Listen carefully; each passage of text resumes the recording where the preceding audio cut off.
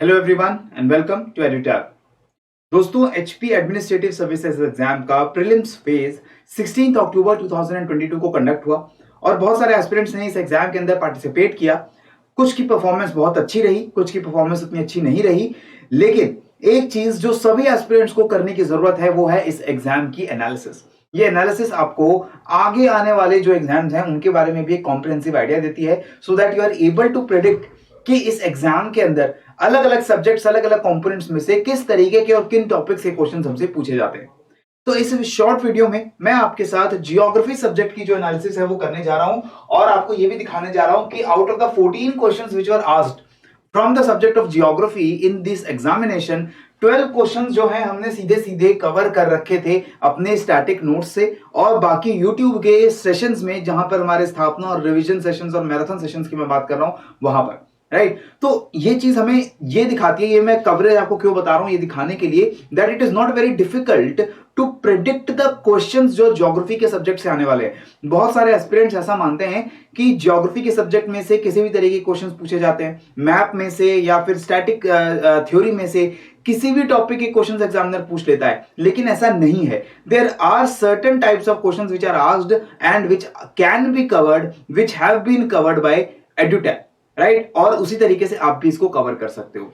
तो सबसे पहले अगर हम देखें, जो 14 क्वेश्चंस मैं लेकर आया हूं, ये 14 क्वेश्चंस आउट ऑफ 100 वो 14 क्वेश्चंस हैं जो हमने ज्योग्राफी के अंदर क्लासिफाई किए हैं। ठीक है, एक एक करके इन क्वेश्चंस को देखते हैं। जैसे सबसे पहले जियोमॉर्फोलॉजी का चैप्टर, हमारे जो स्टैटिक नोट्स हम आपको प्रोवाइड करते हैं, जो स्टैटिक वीडियोस हम आपको प्रोवाइड करते हैं, वहां पर आई हैव आल्सो सेड कि स्टैटिक थ्योरी में क्लाइमेटोलॉजी यानी कि जो एटमॉस्फेयर क्लाइमेट का चैप्टर है और जियोमॉर्फोलॉजी का जो चैप्टर है, ये बहुत ज्यादा इंपॉर्टेंट चैप्टर होते हैं द वर्ल्ड फिजिकल ज्योग्राफी के।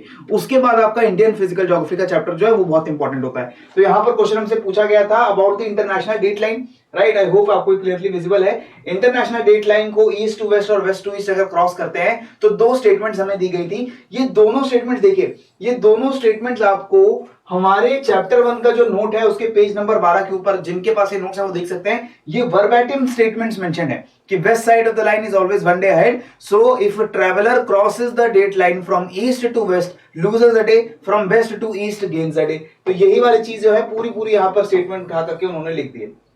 So not at all something जो कि आउट ऑफ द बॉक्स यहां पर पूछी गई। ठीक है, इसके बाद क्वेश्चन नंबर 2 देखते हैं।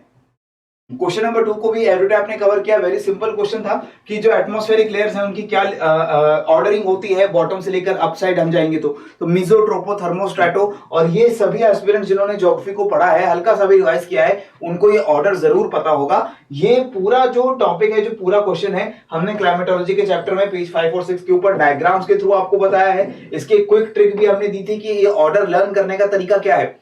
अगर आप बॉटम से अप जाते हो तो tropo, strato, meso, thermo, exo, trust me in the exam, ये ट्रिक यूज करके आप इस ऑर्डर को याद भी रख सकते हो। इसके बाद जो हमारी प्रीलिम्स की टेस्ट सीरीज है, उसके टेस्ट नंबर 1 में 44th क्वेश्चन भी हमने यही आपसे पूछा था कि एटमॉस्फेयर को करेक्ट ऑर्डर टॉप से बॉटम अरेंज कर दो। हमारा जो क्वेश्चन आया एग्जाम में वो बॉटम टू टॉप का है, राइट, और वही चारों लेयर्स हैं, मिजो, थर्मो, स्ट्रैटो, ट्रोपो, राइट। तो ये prediction of these kinds of questions is not at all difficult. इसी तरीके से आप देखिए, मीलम ग्लेशियर का क्वेश्चन हमसे पूछा गया कि किस रेंज में मीलम ग्लेशियर लोकेटेड है, किस रीजन में ये मीलम ग्लेशियर लोकेटेड है, और ये भी हमने आपको chapter 5 Indian physiography page number 13 पे कवर करके रखा है, जहां पर सभी इंपॉर्टेंट हिमालयन ग्लेशियर्स हमने मेंशन किया और बता रखा है कि Milam glacier is in the region of Uttarakhand, right. और हमने इसी चैप्टर में ये भी बता रखा है कि उत्तराखंड के अंदर जो हिमालयस हैं they are divided into Kumaon and Garhwal region of Himalayas. Kumaon division है और गढ़वाल डिवीजन है। ठीक है, तो again a very easy question. और इस बार ऑब्वियसली काफी सारे कैंडिडेट्स का कहना है कि ज्योग्राफी के जो क्वेश्चंस आए थे काफी इजी आए थे। जैसे जोजिला पास कहां लोकेटेड है, राइट, ये भी कवर्ड है एडुटैब के द्वारा। जोजिला पास के बारे में हमने आपको पूरे इंपॉर्टेंट पासेस ऑफ हिमालयस बताए थे और इस इंपॉर्टेंट पासेस में जोजिला बताया था कि ये श्रीनगर कारगिल में को कनेक्ट करने का काम करता है। और ये श्रीनगर कारगिल का जो रीजन है वो आता है आपके वेस्टर्न हिमालयस के पंजाब हिमालयस में, जहां पर आपका कराकोरम, लद्दाख, पीर पंजाल, जास्कर, धौलाधार रेंजेस इंक्लूडेड है, right. Again a very simple thing, straight forward from the notes. पूरा पूरा नोट से उठा करके जैसे उन्होंने पेपर बना दिया हो। स्टैटिक ज्योग्राफी जो एचपीएस के अंदर आती है वो हम देखते हैं इंडियन ज्योग्राफी से, जियोमॉर्फोलॉजी से, क्लाइमेटोलॉजी से, और ओशन की जो ओशनोग्राफी है या फिर जो हाइड्रोलॉजी है वहां से आपको सीधे सीधे क्वेश्चंस पूछे जाते हैं। नोट्स अगर आप ध्यान से पढ़ लें, उन्हीं को ध्यान से रिवाइज कर लें, तो ये स्टैटिक क्वेश्चन आंसर करने में आपको कोई भी दिक्कत नहीं होने वाली है।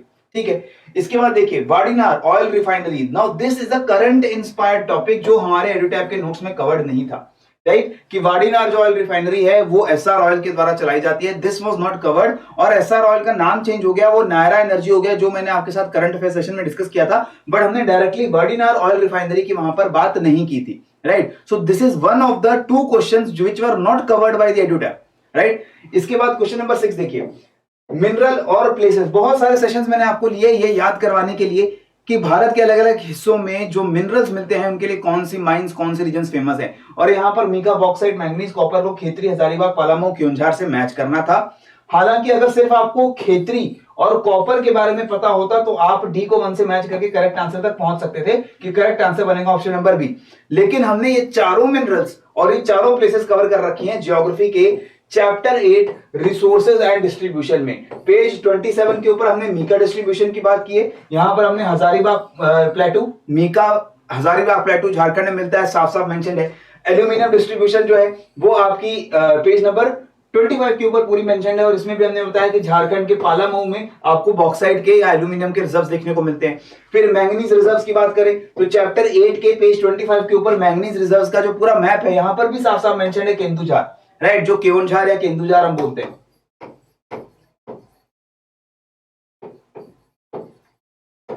इसी तरीके से Khetri mines. Now Khetri mines अगर आप देखोगे तो कॉपर डिस्ट्रीब्यूशन ज्योग्राफी के चैप्टर 8 के नोट्स में पेज 26 में भी और पीवाईक्यू पीडीएफ में भी मेंशन है, राइट। तो कॉपर जहां जहां मिलता है वहां पर हमने खेतरी, झुंझुनू एरिया की बात की थी। उसके अलावा जो हमारी टेस्ट सीरीज है, इस टेस्ट सीरीज के टेस्ट 2 क्वेश्चन नंबर 4, चौथा क्वेश्चन है टेस्ट 2 का, Khetri is famous for copper mining in India, right. तो ये स्टेटमेंट वहां भी हम लोगों ने कवर किए।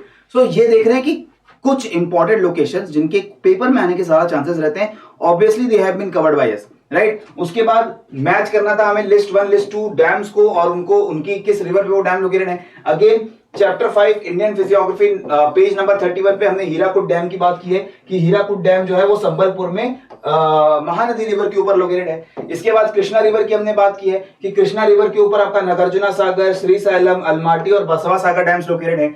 नेक्स्ट हमने जो हाइडल एनर्जी का हमारा चैप्टर था पेज 32 पे, वहां पर हमने बराकार रिवर के ऊपर मैथोन डैम है, ये भी आपको मैप में शो करके रखा है। इसके बाद हमने माटाटीला डैम जो है, इसको हमने स्पेसिफिकली नोट्स के अंदर कवर नहीं किया है, that Matatila dam is based on Betwa river, but again all the 3 dams of the 3 rivers have been covered. अगर वही आपको पता होती तो automatically you have reached the correct answer.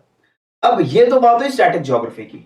Automatically आप सोचेंगे कि स्टैटिक ज्योग्राफी कवर करना शायद बहुत आसान है, लेकिन मैप बेस्ड ज्योग्राफी की अगर हम बात करें तो वो भी हमने कितने सही से कवर किया है। यहां पर आप देख सकते हो स्टेट्स जो यूक्रेन से बॉर्डर शेयर करते हैं। ये क्वेश्चन थोड़ा कंट्रोवर्शियल भी रहा क्योंकि प्रोविजनल आंसर की में इसका आंसर जो है वो गलत दिया गया है, लेकिन एड्यूटैप ने आपको ये पूरा जो बॉर्डर ऑफ यूक्रेन है आपको स्थापना सीरीज में प्लेसेस इन न्यूज 5 जनवरी को हमने सेशन लिया था, वहां पर इसको कवर किया था।